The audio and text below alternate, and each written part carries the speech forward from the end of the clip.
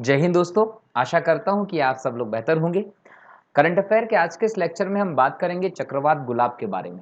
दोस्तों, हाल ही में हमारे देश के भारत के पूर्वी तट पर गुलाब चक्रवात ने दस्तक दी है। तो चलिए जानते हैं कि ये गुलाब चक्रवात क्या है, इसकी प्रकृति क्या है और इससे होने वाले नुकसान या क्षति को लेकर कुछ इंपॉर्टेंट फैक्ट्स।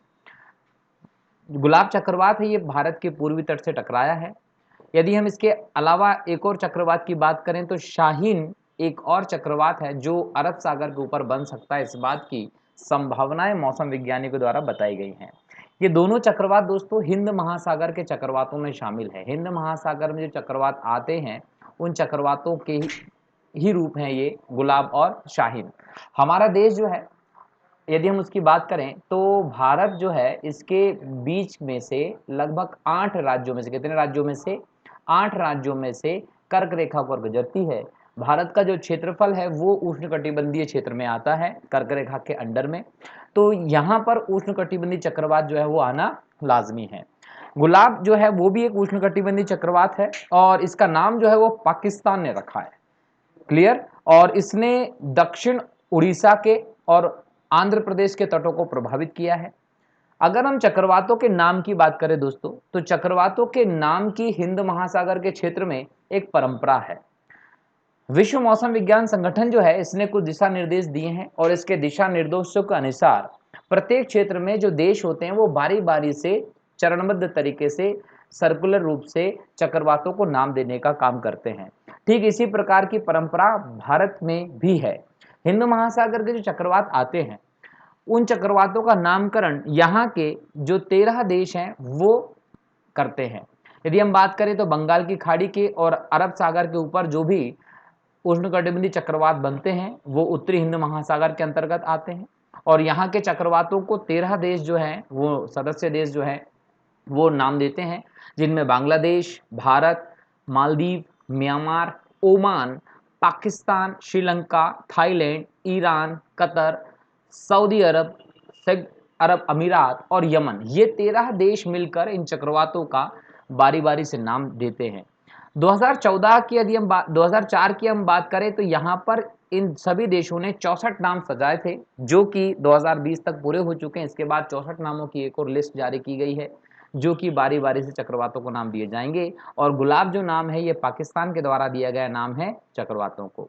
यदि हम भारत के मौसम विज्ञान विभाग की बात करें दोस्तों, तो ये एक क्षेत्रीय विशिष्ट मौसम विज्ञान केंद्र है जो कि विश्व के 6 विशिष्ट मौसम विज्ञान केंद्रों में से एक है और इसे कहीं ना कहीं सलाह जारी करने, उत्तरी हिंद महासागर के क्षेत्र में जो भी उष्णकटिबंधीय चक्रवात होते हैं उसके नाम रखने का अधिकार दिया गया है और पृथ्वी विज्ञान मंत्रालय के अंतर्गत ये काम करता है। मतलब इसको नियंत्रित करने का जो जो बोल सकते हैं शक्ति है, पावर है, वो भारत के पृथ्वी विज्ञान मंत्रालय के पास है। तो ऐसे बारी बारी से नाम जो चक्रवातों को देते हैं उसमें इस बार नाम दिया है पाकिस्तान ने, इसके बाद फिर श्रीलंका नाम देगा, थाईलैंड नाम देगा, ईरान नाम देगा, कतर देगा, बारी बारी से नाम रखे जाते हैं, याद रखना। ओके। अगर हम चक्रवात की बात करें दोस्तों, तो चक्रवात एक ऐसी प्रक्रिया है, खासकर हम उष्णकटिबंधीय चक्रवात की बात करें तो केंद्र में लो प्रेशर का केंद्र बनता है और आसपास के क्षेत्रों से जो हाई प्रेशर के केंद्र होते हैं यहाँ से इस लो प्रेशर की तरफ हवाएं चलने लगती हैं और ये हवाओं की प्रवृत्ति होती है कि वो केंद्र की तरफ जाएं और इस लो प्रेशर के एरिया को भर दें। परंतु चूंकि ये गर्म क्षेत्र है, हवाएं जब आती हैं तो कॉरियोलिस बल के कारण, कौन से बल के कारण, याद रखिएगा, कॉरियोलिस बल के कारण कहीं ना कहीं ये जो चक्रवात हैं या हवाएं हैं इनकी दिशा जो है वो बदल जाती है। तो कौन से बल के कारण? कॉरियोलिस बल के कारण। याद रखना है कि जैसे ही हवाएं बाहर के क्षेत्र से इस लो प्रेशर के केंद्र के क्षेत्र की तरफ चलती हैं, इस कोरियोलिस बल के कारण हवाएं अपने मार्ग से विक्षेपित हो जाती हैं। विक्षेपित होकर इस केंद्र तक पहुंचते पहुंचते चक्रीय स्वरूप धारण कर लेती हैं और चूंकि यहाँ पर टेम्परेचर ज़्यादा होता है, प्रेशर कम होता है, हवाएं गर्म होकर चक्रीय प्रवाह करते हुए ऊपर चलने लगती हैं और चक्रवात का जन्म हो जाता है। आपसे एग्जाम में पूछा जाएगा कि उष्णकटिबंधीय चक्रवात में हवा की प्रवृत्ति, हवा की गति, हवा की दिशा किस तरफ होती है, तो आप बताएंगे बाहर से केंद्र की तरफ। ठीक है, मतलब कि केंद्र की तरफ हवा की दिशा या गति होती है।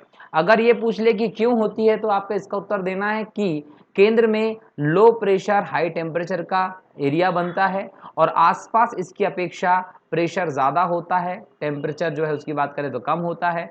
तो इस लो प्रेशर हाई टेम्परेचर के एरिया की तरफ इस हाई प्रेशर लो टेम्परेचर के एरिया से हवाएं जाती हैं, चक्रीय प्रवाह करते हुए जाती है, चक्रवात बन जाता है। भारत उष्णकटिबंधीय क्षेत्र में है, इसलिए भारत में उष्णकटिबंधीय चक्रवात आपको देखने को मिलते हैं। लेकिन अगर हम उष्णकटिबंधीय चक्रवात की बात करें तो ये द्विवार्षिक मौसम होता है भारत में। द्विवार्षिक मौसम होने का मतलब ये होता है कि मार्च से मई में और अक्टूबर से दिसंबर में ये 2 बार भारत में चक्रवात देखने को मिलते हैं। क्लियर?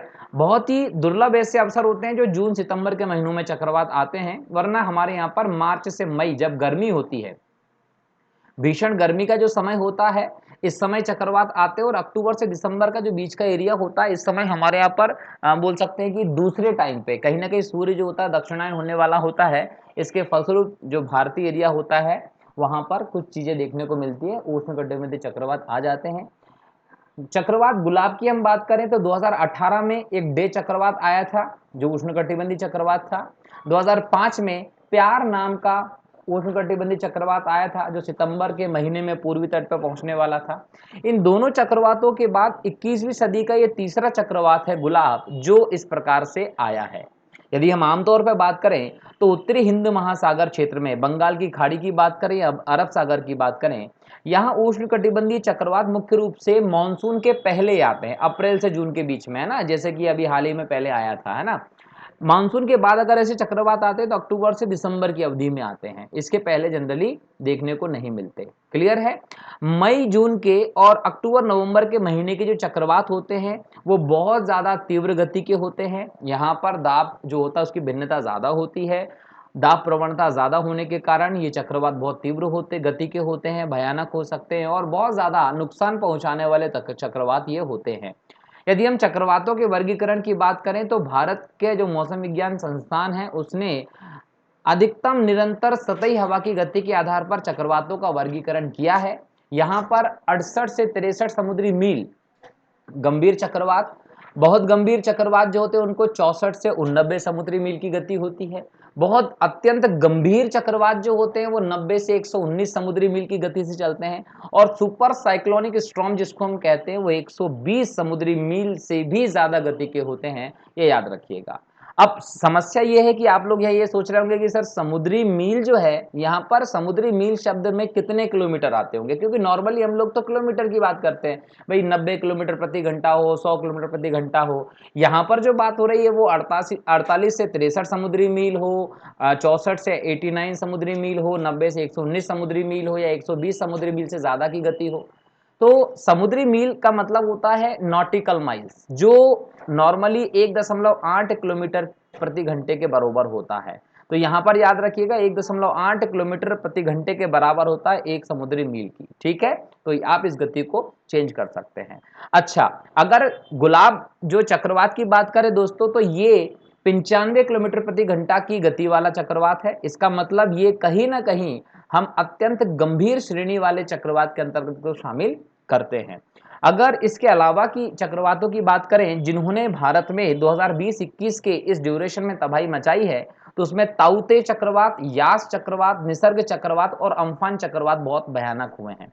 दोस्तों यहाँ पर ये चारों चक्रवातों की गति बहुत ज्यादा रही है जिन्होंने भारत के पूरे एरिया को कोरोना के इस बोल सकते हैं कि महामारी के काल में जब पूरा देश परेशान रहा उस समय भी गड़बड़ किया है, नुकसान पहुंचाया है। लेकिन दोस्तों उम्मीद कर रहा हूं कि आप लोग इन चक्रवातों की प्रक्रिया को समझ चुके होंगे। करंट अफेयर में ये चक्रवात का टॉपिक बिल्कुल आ सकता है, भले ही वो प्री हो, मेंस हो या कोई भी एक दिवसीय परीक्षा हो। इसको नोट डाउन कर लीजिएगा। अगर कोई समस्या आती है तो आप कमेंट बॉक्स में कमेंट करके मुझसे पूछ सकते हैं या फिर ऊपर जो नंबर दिया हुआ ये इस नंबर पे आप व्हाट्सअप करिएगा। व्हाट्सअप करके आप तुरंत जो भी डाउट हो वो पूछ सकते हैं। क्लियर? चलिए, बहुत बहुत धन्यवाद। अगले लेक्चर में फिर मिलते हैं एक छोटे से टॉपिक के साथ। तब तक के लिए जय हिंद, जय भारत, वंदे मातरम।